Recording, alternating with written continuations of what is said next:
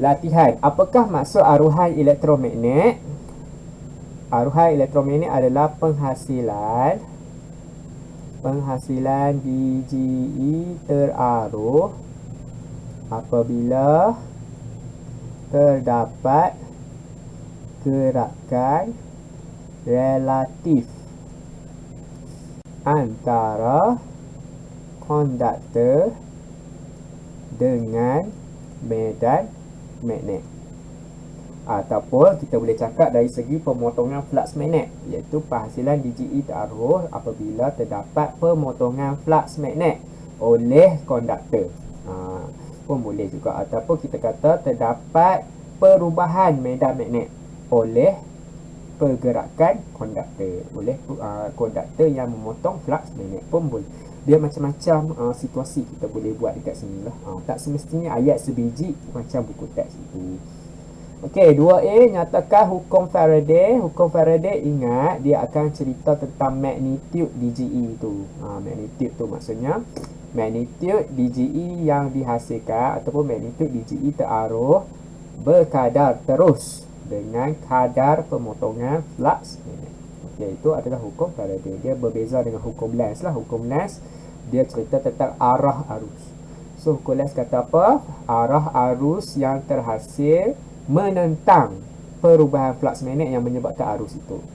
Dia menentang. So dia bukan berkadar terus ke apa lah, sebab arah je pun kan, mana ada meningkat arah ke apa ke. Tapi Faraday adalah dia punya magnitude dia semakin meningkat, maka dia meningkat berdasarkan kadar pemotongan flux magnet. So dia berkadar terus. B. Gunakan hukum Faraday untuk menerangkan kesan kelajuan putaran gergelung ke atas magnitude DGE aruhan dalam sebuah penjana arus. So semakin meningkat kelajuan putaran gergelung, semakin meningkat magnitude DGE aruhan. Itu adalah hukum Faraday lah. So macam tu sajalah kita nak cerita dia. Ataupun kalau nak cerita lebih sikit, kita buat semakin-semakin tu, kita kena ceritalah kenapa boleh magnitude tu meningkat. Disebabkan kelajuan dia meningkat, kita katakan semakin meningkat kelajuan putaran gergelung, semakin meningkat kadar pemotongan flux magnet. Okey, itu boleh dapat satu markah. Lepas tu semakin meningkat kadar pemotongan flux magnet, semakin meningkat magnitude DGE aruhan. 2 markah lagi. Markah yang kedua lah tadi tu. So yang ni, soalan ni kita tak tahu berapa markah. Boleh saja tulis secara kita guna hukum Faraday tu terus kan. Hukum Faraday kata apa? Kadar pemotongan flux magnet berkadar terus, magnitude DGE tahu berkadar terus dengan kadar pemotongan flux magnet. Boleh juga. Tetapi kat sini kita boleh split kepada 2. Kita kata kesan kelajuan tu dengan pemotongan flux magnet, lepas tu pemotongan flux magnet dengan magnitude DGE. Maksudnya last kali buat cerita balik pasal Faraday lah, hukum Faraday. Okey, nombor 3, rajah 4.30 menunjukkan sebuah bandur ringkas dengan lado magnet bar berayun berhampiran dengan satu gelang kuprum. Terangkan penghasilan arus dalam gelang kuprum apabila magnet bar sedang bergerak menuju gelang itu. So pemerhati kita dekat sini, gelang kuprum kita yang macam ni lah kan.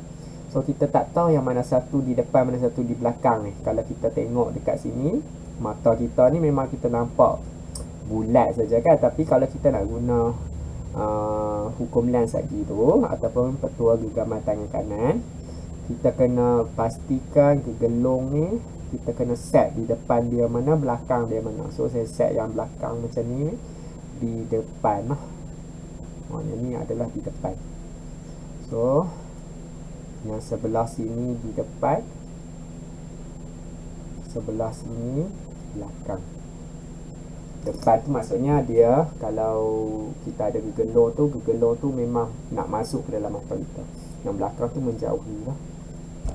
So sekarang ni utara mendekati. Okey, utara mendekati. So hukum Lenz kata apa? Dia kena menentang lah perubahan flux magnet itu. Kalau utara mendekati, utara kena menjauhi.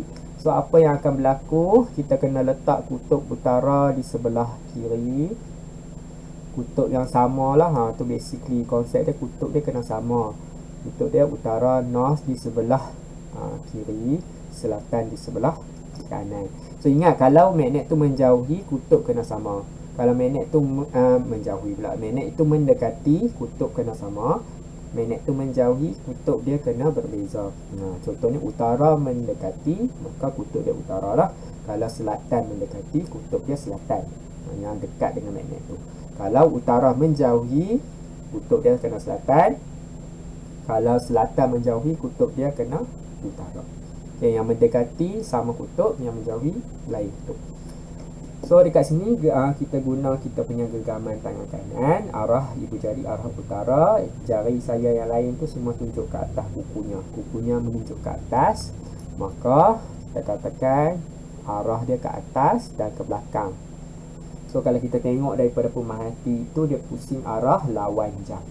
Kalau itu ikut convention yang saya gunalah, saya buat satu bahagian tu memang di bahagian atas yang keluar daripada kertas, satu lagi masuk ke dalam kertas.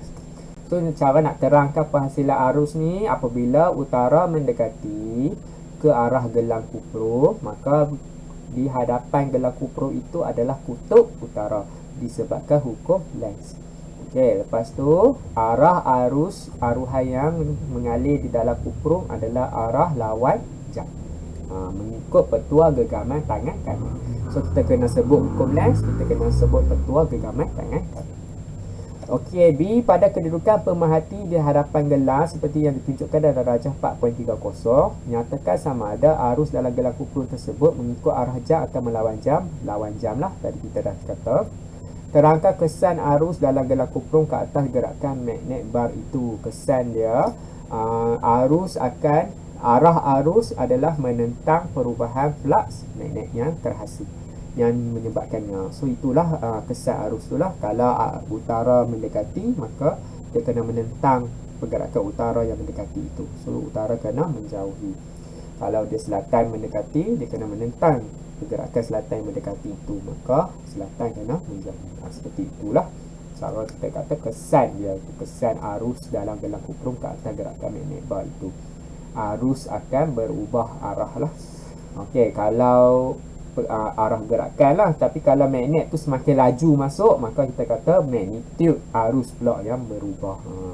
So dia ada banyak kata kesan dari segi gerakan magnet bar itu.